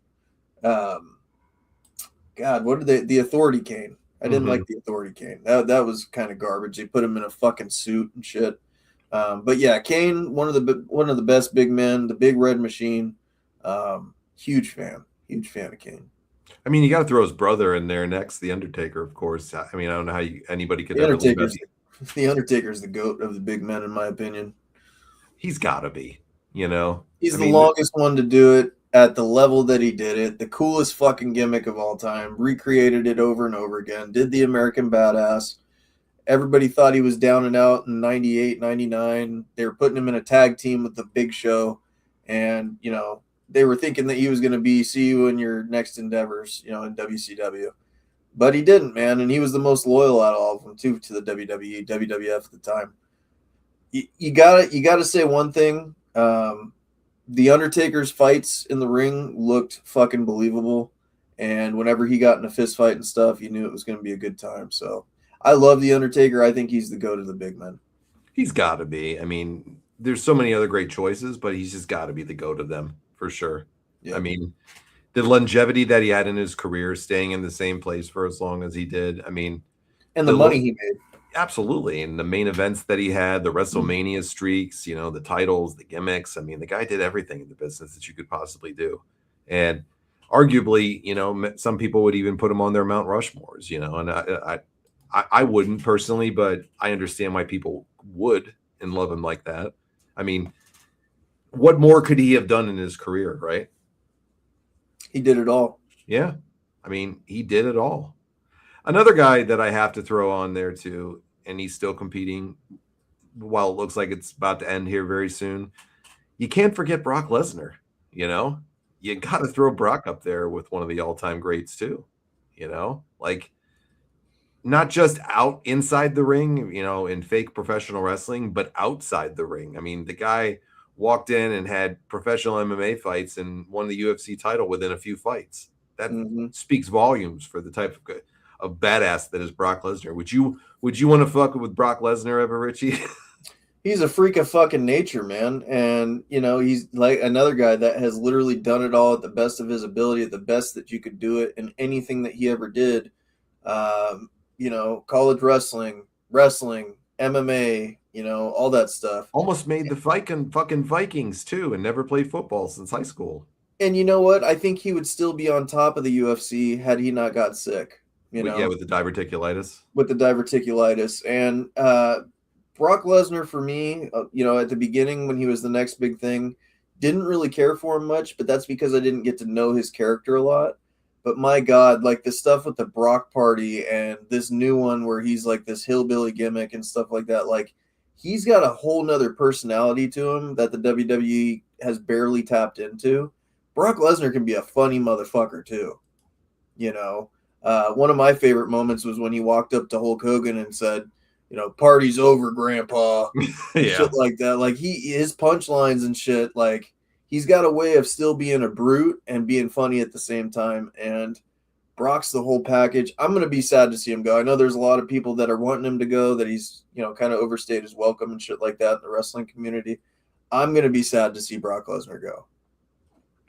I selfishly hope for a couple more years. Maybe he sticks around for a little while longer. I don't think he's washed up by any means. I don't think he's bad in the ring.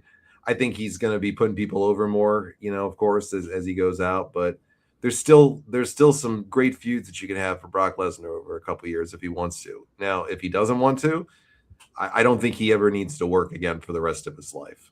Let's be realistic. They pay him a boat ton of money. He's one of the highest paid guys there. Barely has to do anything. You know, the guy's got it made in the shade with them. If they see a value in holding him around and he wants to, God bless him.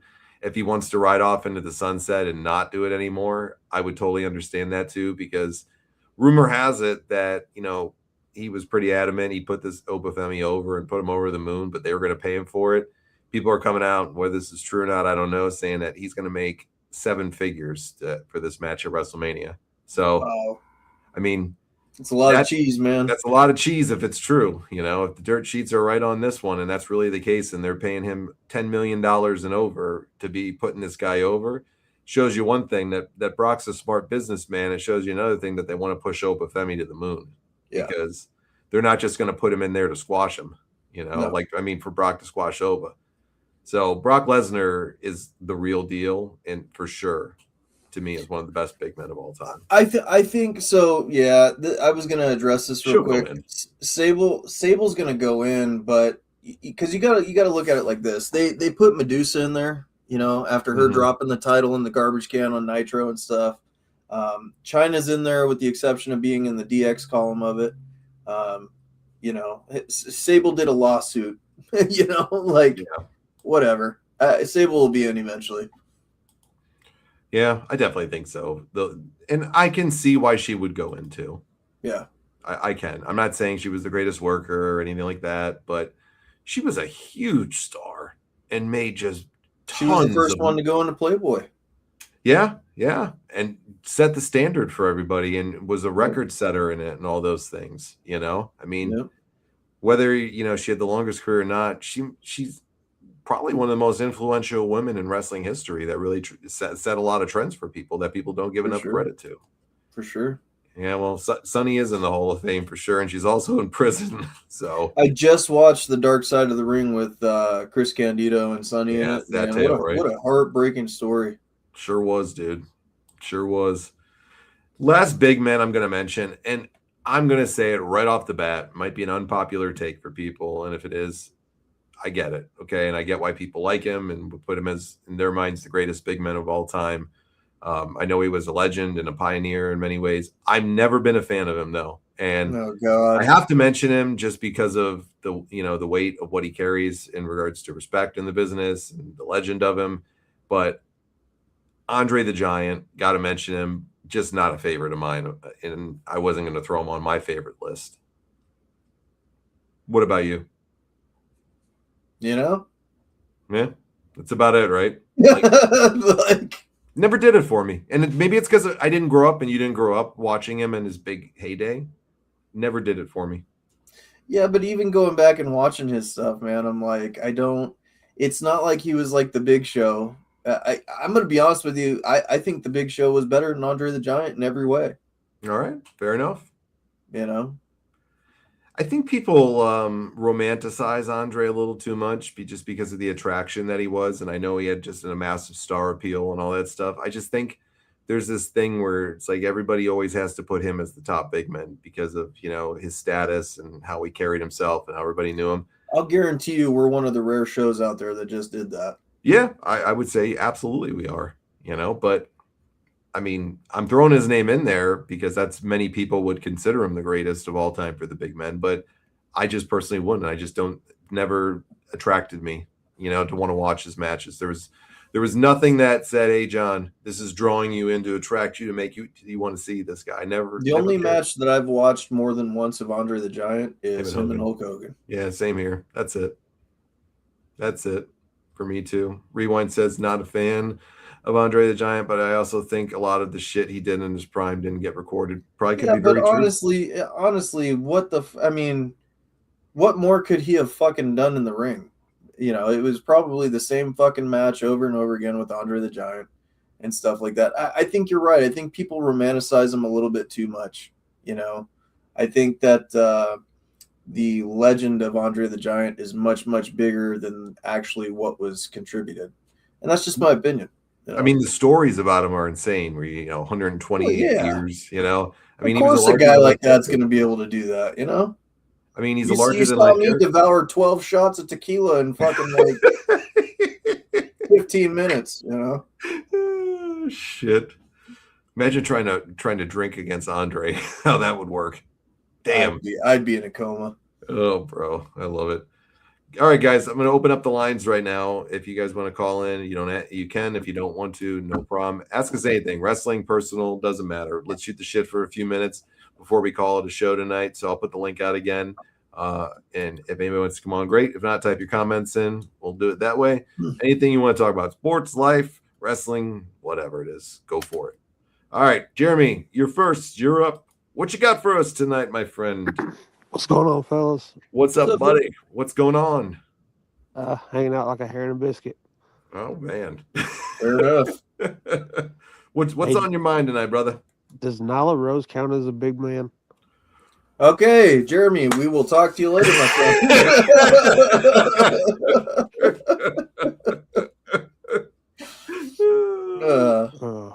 Oh man, that was a good But one. nah, seriously though, I was talking to John the other day, and I told him it'd be cool to do like a little segment on the show.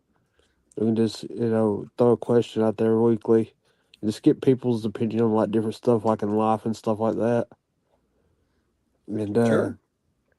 like this week, I thought about one, like, say like you've had a bad week at work, or you go out to a bar Friday night or whatever. You wake up Saturday morning. Define your perfect Saturday morning breakfast? Ooh. Oh shit. Mine. I'm going with banana pancakes with smoked bacon, cheesy hash browns, and orange pineapple juice. Orange pineapple juice. Never had that. Gonna have to give it's that delicious. I bet. What do you got for yours, Rich? It could be going to Waffle House. Anything you want.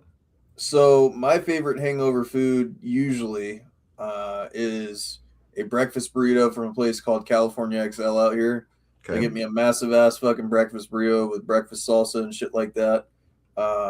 And usually I'll have like a orange juice or one of those fucking what's that orange drink that we drink, John?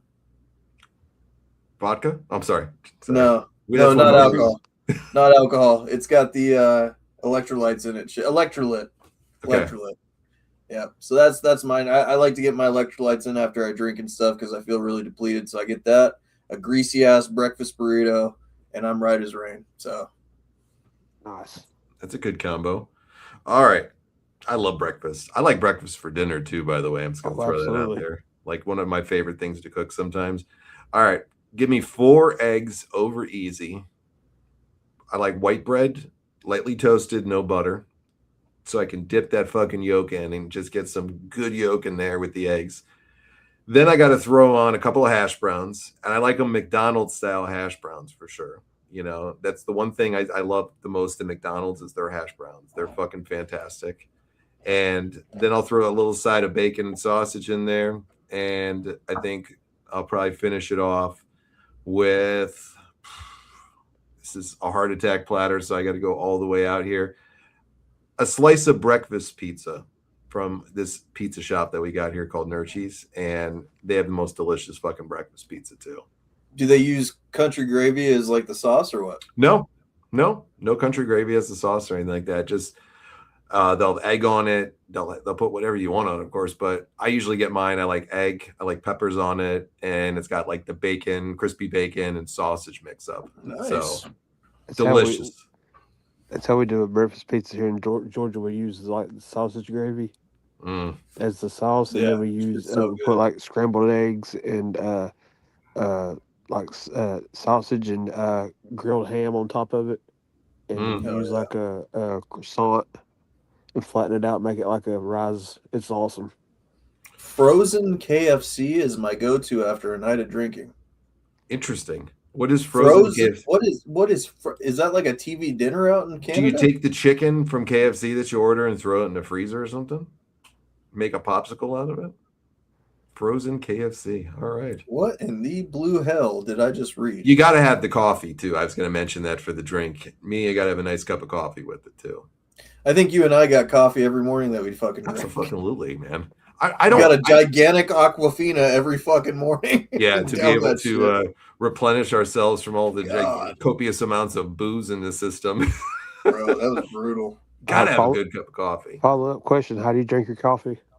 Me, I like it sweet. I like it with a little bit of cream if I'm going to do it. But for me, my coffee I make every morning would be I make it under my Keurig. I like the Dunkin' Donuts medium roast blend that I get, so I get a Dunkin' Donuts one, and then I like to mix it for my creamer that I put in. I put a little bit of almond joy in, and then I put a little bit of butterbeer, like from the Harry Potter movie. They make it into a flavor. It's delicious, like butterscotch flavor. And I put a little dash of those two in, and that's all I need. What about you, Rich? I'm a little bit more traditional than that. I like the Folgers dark roast, and I just maybe a creamer and a packet of sugar, and I'm good to go. Can you drink coffee black? Yeah. Oh, but I did that because I did that for a lot of years because of my dad. He drank it black, so I'd always just it's how I was brought up on it, man. all right. I learned something new about Canadians today too. That they call things in the freezer or refrigerator said being left overnight, so they call that cold frozen. chicken. So Yeah. he likes cold chicken. Okay. Cold chicken. Rewind. KFC I'm cold kind chicken. of I'm kind of interested in Rewind's hangover food. Yeah, what's your breakfast Saturday morning fucking thing if you're going to eat anything, Rewind? Let's hear yours. Well, Jeremy, thank you so much for the question and coming on tonight, my friend. And I like the Yes, topic. sir. Yes, sir. Well, we'll catch you later. Stick around and keep watching, okay? I definitely. Hey, keep us updated on Baby Jacks, man. I'm ready for him to come into the world. Absolutely, brother. I appreciate it. I will. I'm going 7 pounds. 7 pounds.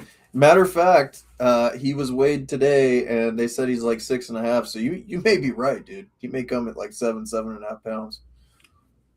Who was? I think I guessed 6.5 pounds if I remember Did correctly. you? Yeah, He's I think- he's measuring 6.5 right now. So we'll see. I think I said 6.5 pounds. I might win this one. Yeah, my wife's pretty pissed. She said that it's all in his head, and he's got a big fucking head like I do, and it's gonna hurt coming out. Rewind's comment is about breakfast. He goes, "I don't give a fuck. Whatever's around me." True Rewind fact. Just thank the good Lord he's not my Uncle Otis, 14 and a half. Oh, Holy boy. shit, dude! Woo!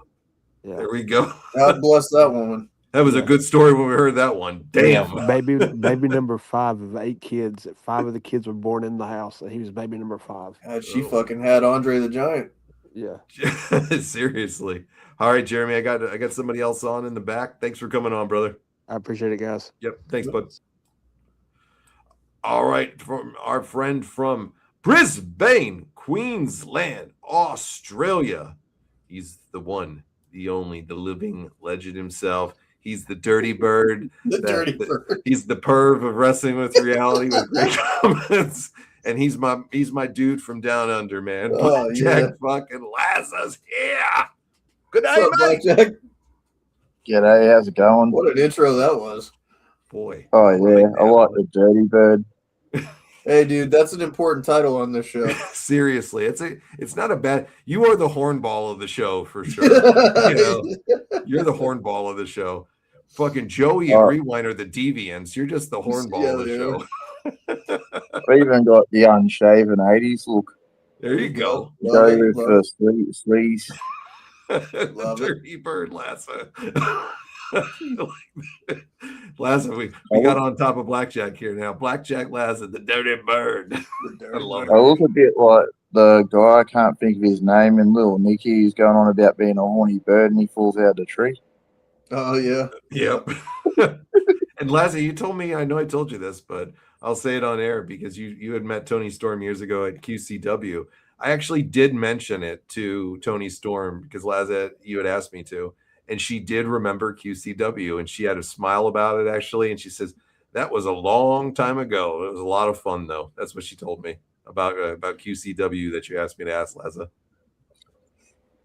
Yeah, because I remember, I haven't done a heap in wrestling, but I got a gig with QCW where they gave me a shot where I was learning on the job and done a few roles where I was, writing a kayfabe column to get people interested in shows and done announcing and play-by-play. And I remember she was on one of the shows and I was going to say something, but then I can't remember what I was going to say linked with that. But yeah, that's what I was going to say. And after the match, I accidentally announced the other person as the winner, and then I'm like, oops, I mean Tony Storm. Uh-oh. Nice. So I made a few boo-boos because I used to do that a little bit. That happens. That's part of it. What's on your mind tonight, brother? What's your question? Hit us with anything. I was actually going to reference to Tony Storm and ask how you went with the Fan Fest, big event. I think it was called. I'm trying to Yep. remember the name, the big event. The big event. And you mentioned about Tony, and I was going to say a Tony Storm story at the QCW. Some Okay. people react where it's that they're very like they get a bit funny because of PC culture, but I think it's quite a funny story where I got pranked. Okay. And yeah, I'll tell it. At the time, you know how you got like the stats for like people for height and weight when you announce them to the ring. Mm-hmm. Well, Tony Storm's one. No one had put her weight in, and so me discreetly walked up to her with the paper sheet and I said, "Can you write your weight in?" But then I got pranked where the other lady wrestling is like, "Oh, can you change my weight?" And her boyfriend was right behind me when she said it. That's pretty funny. And so I got set up, but I think it was all a prank and a rib on me where they'd set it up because they knew I'd be like anal about it because I wanted to sort of make it seem professional with like announcing people their right height and weight. Sure. And so, yeah, she didn't have her weight in. Well, they just didn't want to ask her because they thought it was rude, but I didn't sort of see it like that. I saw it as it looks stupid if I just announce her like name and don't announce her height and weight. And so How old was she when she was coming up in that promotion that you saw? Was she really, really young? Yeah, I'd probably say like young adult. I was probably I'm 40 this year. Okay. So I'd probably say I was in my late 20s and she was probably in her like early to mid 20s. Okay. How was she? Was she a good worker back then? Yeah, she was pretty good. The only difference now is she's probably got more experience and she's wrestled different companies and she's put on a little bit more weight. Not in a bad way, but when she was younger, she was probably like Chris Jericho when he was more cruiserweight, and then he become more into like the gym stuff and gain mass, whatnot. Same with Rey Mysterio. But yeah, she was really good with her. Like she was a heel on the show, so she's really good at like the heel heat and playing obnoxious and all that. And yeah, the only thing I can say is like one, she's probably aged well, where she's even better with experience. So she's always been fairly talented, really diverse, really athletic. Even watching her in the training match, I was actually sitting back watching her, and I was impressed where at her time her boyfriend, whose name was Tim, they were like sparring together, just practicing different moves. And yeah, I was like watching with like them talking about timing and stuff and trying to work out spots. And yeah, I was really impressed with her timing. So Rewind saying she was probably about 18 when she started back then. It's impressive though for a kid to chase their dream that young and go out at like 18 years old and go after it like that. It takes a lot of balls and to get out there and go do that shit, For sure. All right, Laz, a quick question before we hop off here tonight. What's breakfast like for you in Australia? What's your go-to breakfast in the land down under? Well, I'm a bit of a slacker, so I don't always eat properly, so I eat when I feel like it. So I'll probably just eat Wheat Bix, which is a breakfast cereal. Okay. But if I had it my way, I'd probably have like a big truck. Wheat Bix. They're like I can't even explain it properly. I'm trying to think of the proper name for them. They're like frosted, they're like the frosted ones that we have, the frosted mini wheats. Like a shredded wheat type of thing? They're made of wheat and they're like a block, and we call it, that's the brand Wheat Bix, but I can't think of the proper name of them. Rewind thought you said wheat dick.